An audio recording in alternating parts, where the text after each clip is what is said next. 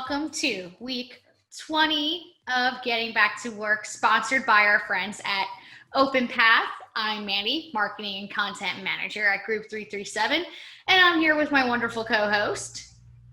I am Bert. Thank you, Bert. Graphic designer.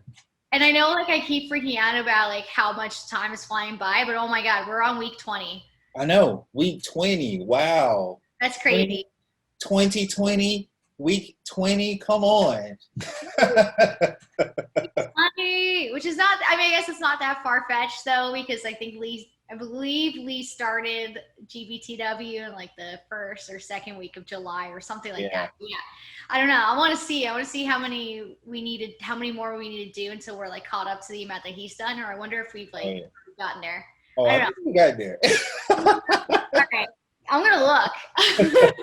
Anyway, all right, let's just get down to it. We have some really great articles for y'all this week, as per usual.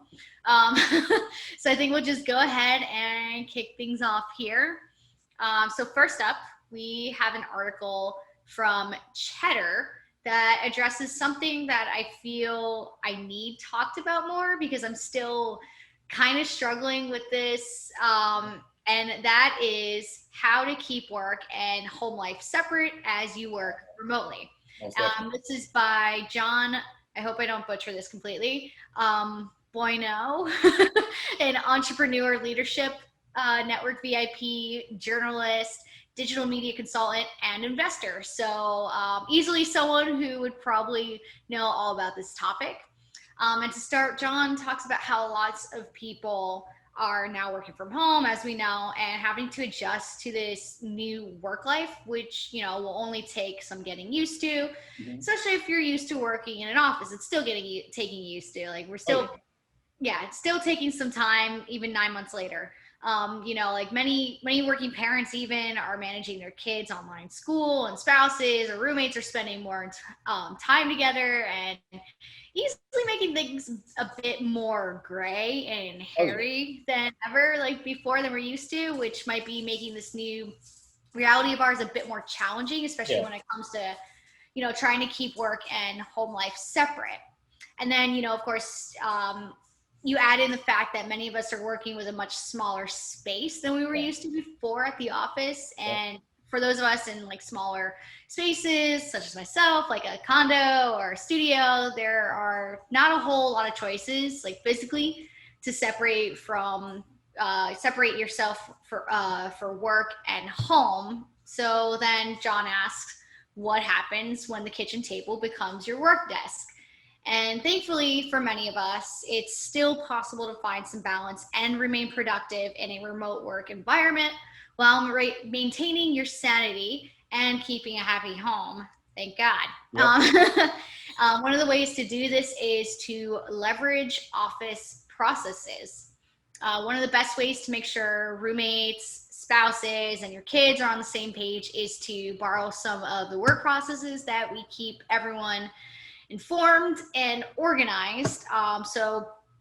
Start with a house calendar, pretty much, that offers a view of what everyone is up to each day. Parents will know school schedules, and kids or roommates or what have you will know when you have a conference call and, you need that needed quiet time. You can use a whiteboard even to showcase everyone's schedule somewhere, prominent in the home where everyone can see it. Yep. Maybe the kitchen.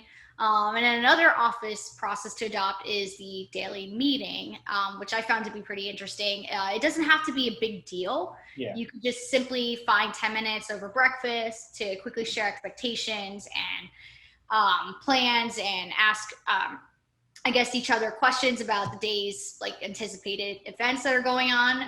You could also, use this time to express add some gratitude to the conversation, where everyone shares something positive. This, of course, will save you from interruptions throughout the day, and it'll get your day, kicked off in a peaceful way and, kind of get everyone ready for it.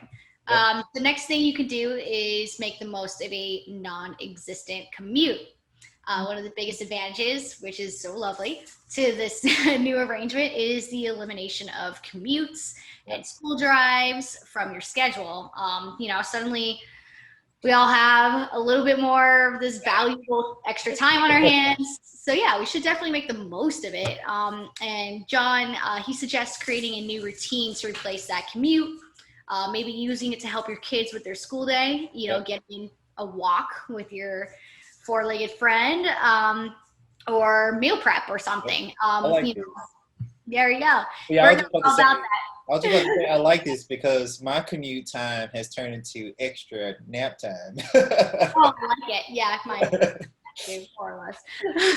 But it's so needed. So, and then in addition to this, you can also, as we talked about a couple of times already, sorry about the puppy in the background, chasing the cat.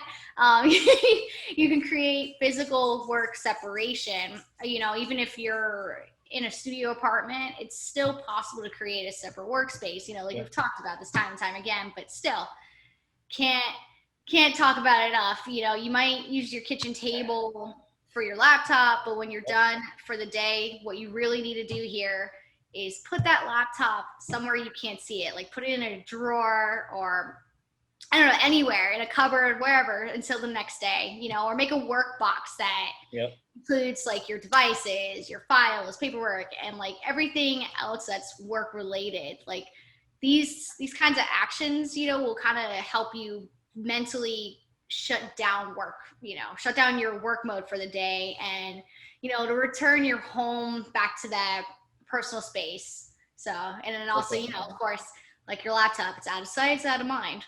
And then another great tip here is to get out and about. Again, something we've also touched on. Despite the current restrictions on some activities, it's still possible to get out and enjoy some fresh air. I know I enjoy, it's a love-hate relationship, but I try to get out for a run 2-3 times a week, and kind of do some yoga on the other days. But yeah, it really help you reduce your cabin fever. It's something that would help you, just kind of refresh your days. Yes. It only takes a few minutes to step away. Even if you only have a few minutes to step away, that's all you really need to help yourself, not, I guess to help yourself escape that burnout, essentially. Or to go crazy. You don't want to go crazy. Yeah. You're crazy.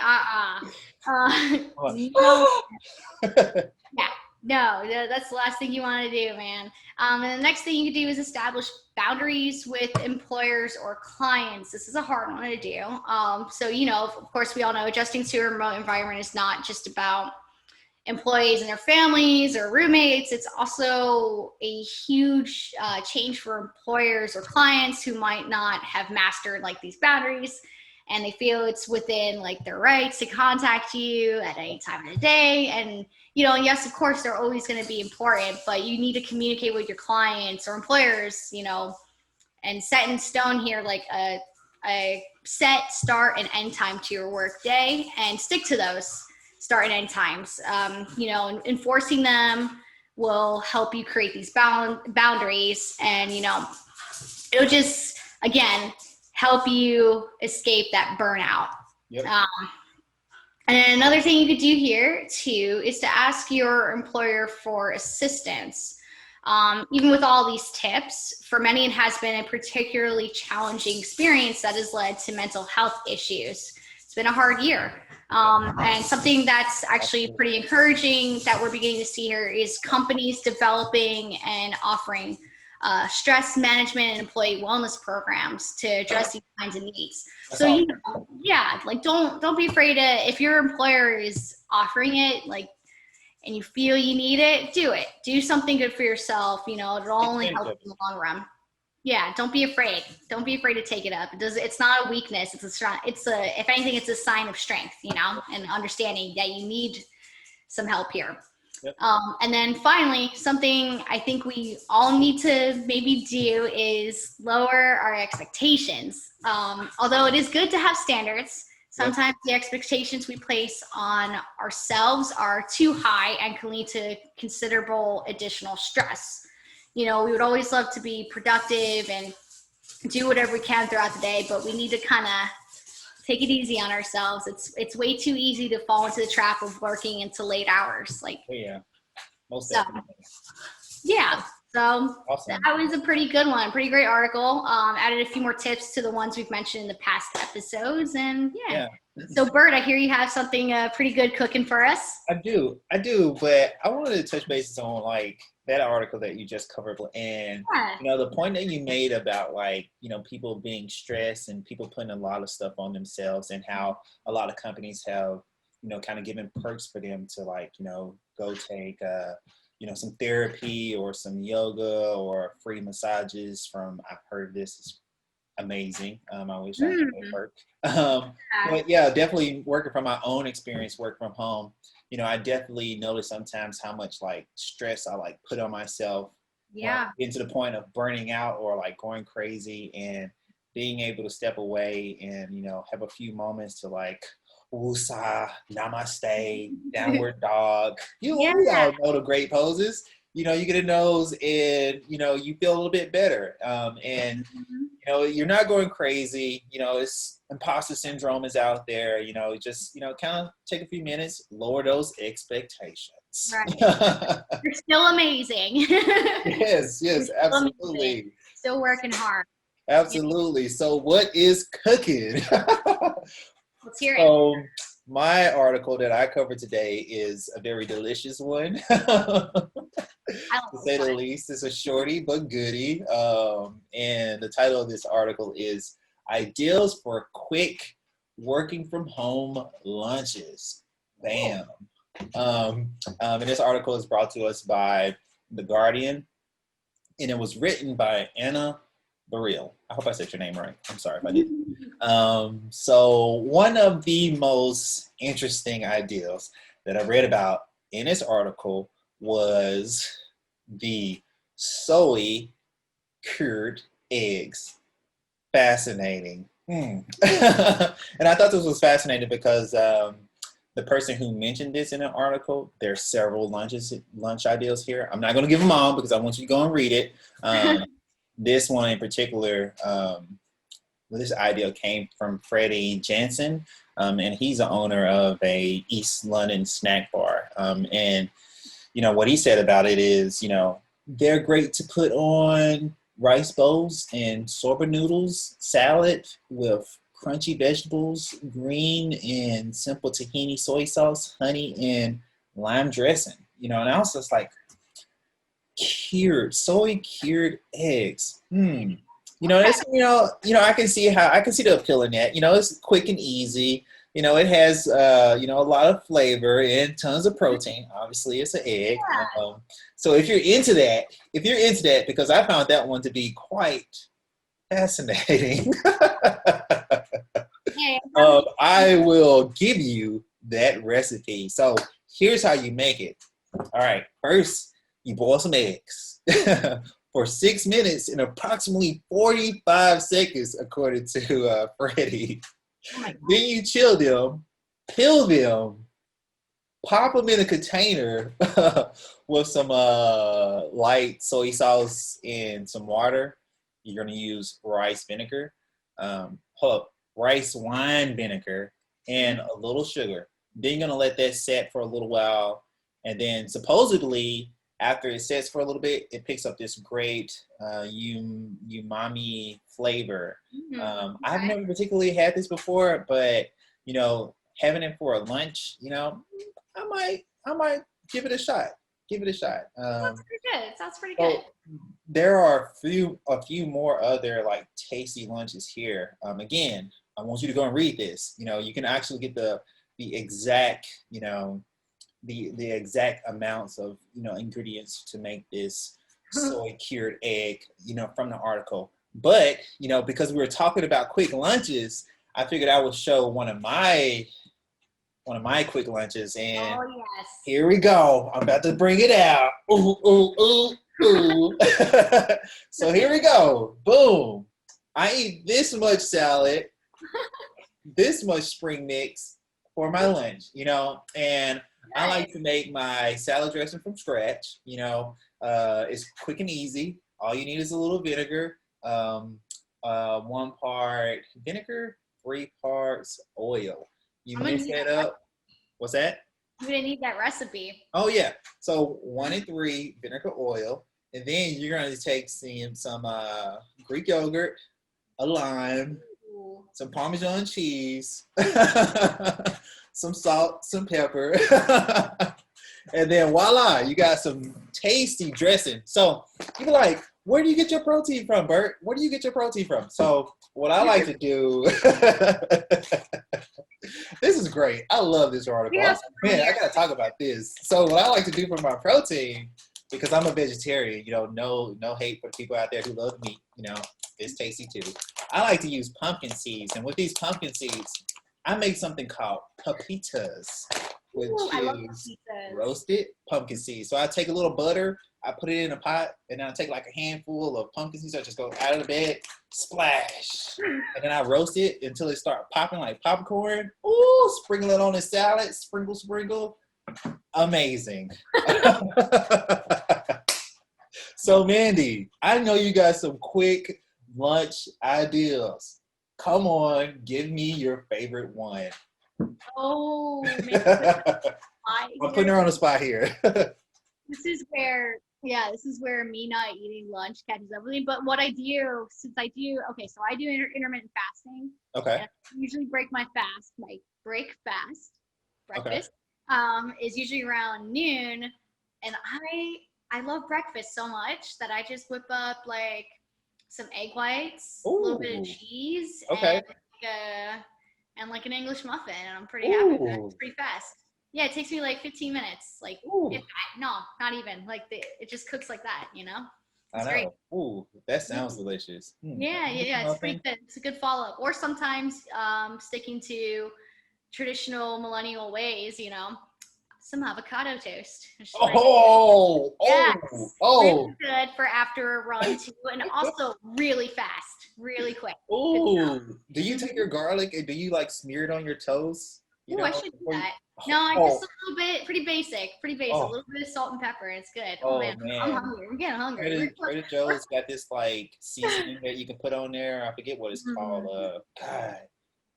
Because you take the toast, and you take some garlic, and then you rub it on the toast, and then you take your avocado, and then you take your cayenne pepper, and then you take your Trader Joe's seasoning. Sounds so good. Oh man, okay, I need to try that. If you find what you were talking about, you let me know. It's just that good. All right. I think we've digressed enough, so I'll get to our final article, and you guys can, let's do this. Final article is from ZDNet, and it's titled "Work from Anywhere: Is 2021 the Future of Work?" And this is by Greg Nichols. Kind of hard to butcher that one. You know, we all know work from home is changing everything from real estate to the way we communicate. And this article is one that offers some predictions from the front lines of our new reality. And by that, I mean from an executive of a major company that's like exploding right now. This executive is Audrey. I hope I don't butcher this, but Kusid, and I'm going to be saying this a lot too, his last name. He's the founder and CEO of Miro, which is a digital whiteboard platform, and it's one that has doubled its user base from 3.7 million to 9 million. That's almost triple. And this is since March, and it's now used by 95% of Fortune 100 companies. And based on Kusid's, I'm going to say Kusid, based on Kusid's observations from 2020, he predicts that work from home will become work from anywhere. And there will be a massive digital transformation as a result. He also offers us 6 more predictions for 2021. And so to dig a little more into his prediction of work from home becoming work from anywhere, or work from X, Kusid adds that more and more companies are announcing that remote work will be permanent, as we've discussed. And even when travel restrictions and social distancing will not be. And the result here, we'll see millions of employees turning their, newfound remote status into the chance to work from anywhere. Okay. Relocating outside of urban centers, making up for lost time with family, or participating in remote years and other workation opportunities. And because companies have spent the last year investing in technology that enables virtual collaboration, for many of these employees, the transition will be pretty much seamless and practically unnoticed by employers. Another thing we may see in 2021 is the heartland will see an undraining of brains. Now, what does this mean exactly? So essentially it means that the phenomenon of highly skilled college graduates leaving their hometowns in middle America and relocating to economic centers like Silicon Valley, New York, and Austin, which is commonly known as the brain drain, will be brought to an end. Instead of fleeing the heartland en masse for new opportunities, remote work will allow these workers to stay settled in their regional hubs, like places like Madison, Grand Rapids, Asheville, Boulder, Nashville, you name it. And this regionalization of talent will have a massive impact on American culture. And something we talked about a while back too. It will affect everything from real estate markets to even electoral politics, while still giving companies from around the country access to top talent. It's going to be very interesting and exciting, I think. It's a little exciting. Another thing Kusid predicts is that hybrid work will present new challenges to unequipped teams, of course. He adds that thousands of enterprises will gradually begin phasing teams back into the office by adopting hybrid strategies that combine remote and in-office work. And that while hybrid work is a good compromise to protect employees with health concerns, the risk becomes, introducing worst of both worlds work habits into company collaboration. To mitigate these effects, enterprises can embrace a culture of asynchronous sharing to replace many of the status and other, routine meetings that fill up employee calendars. For brainstorms, for instance, and real-time meetings, companies must make meetings interactive so that virtual attendees can participate with just as little friction as in-person ones. And they need to craft collaborative practices that are inclusive to remote workers, like holding meetings entirely virtually, even if half of their staff is in the office. And another prediction here, as we all are probably already feeling this one, is engagement will be the new productivity. So since the start of the software as a service era, billions of dollars have been invested into technology solutions that offer improvements to productivity in their enterprises, including that whiteboard app. Many of the startups built by offering these solutions are now publicly traded companies like Slack and Asana, and even more solutions in the space have come from giants like Google and Microsoft and even Facebook. And looking forward, Kusid believes that CIO priorities and budgets will shift away from making employees more productive and into making them more engaged. And of course, engagement is different from productivity. Engagement essentially refers to the passion employees have for their jobs and the connection they feel to their teams. And in this era of remote and hybrid work, high levels of engagement will be a competitive advantage in developing products, attracting talent, and building customer loyalty in a crowded landscape. And in the new world of work from anywhere, employees will need to amplify their engagement, to find advancement opportunities.